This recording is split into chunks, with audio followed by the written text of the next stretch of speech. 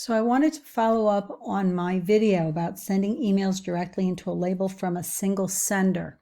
With our remote learning endeavor about to start, I wanted to tell you what I'm going to have my kids do.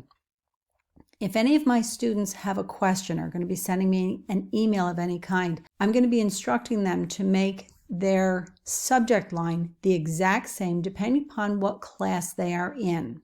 So in other words, if this student is a student of mine in Business English, when they send me an email, I only want them to put in Business English as their subject. So if I click on this, that's my subject, and then here's their email note to me. So why I'm having them do this is I'm going to be setting up folders just for the remote learning. And so I only have one place to find all of my emails from my students. So what I'm going to do is I'm going to set up a new label. Now remember, folders and labels, terms are used incorrectly, interchangeably, but I'm just so used to calling things folders, but they are labels. So over here on the left-hand side, if you scroll all the way to the bottom, you can see trash and manage labels. At the very bottom is a new label. So I'm going to make a new label. Now, when you name labels and you save them and they're put out here, they are done alphabetically unless you put a number. So you see I've got some numbers here and they will appear before my alphabetized labels. Or if you put a special character. So you see I've got a star here. So a star or these special characters come before numbers, and again, numbers come before letters. So I'm just going to do star star remote learning. And I'm going to create that. And so what that does is it puts it here, and so it will be up near the top.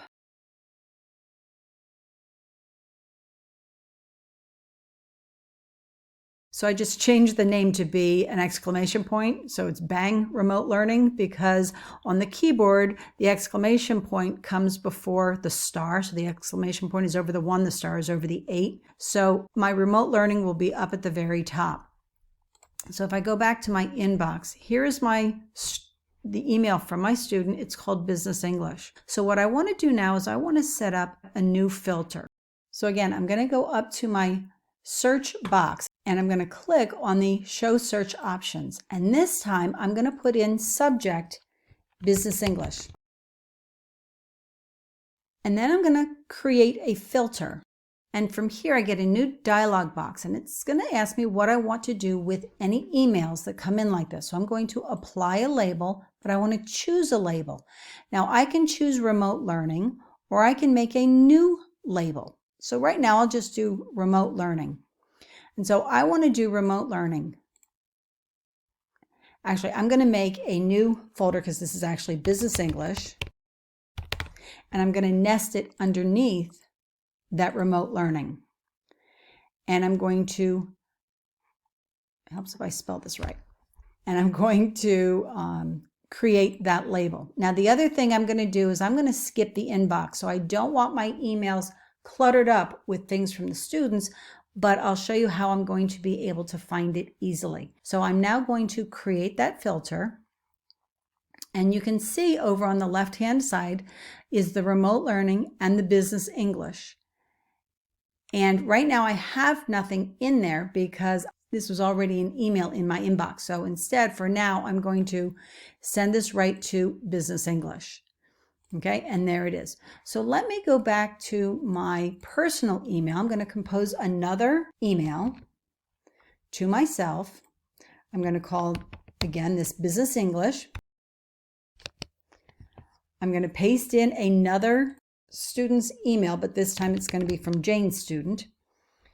And again, I've got the subject as Business English. And so when I send that, it should show up in that label, not in my inbox. So I'm going to go back to my inbox and I'm going to refresh my screen. And now I do not have an email here, but if I go into,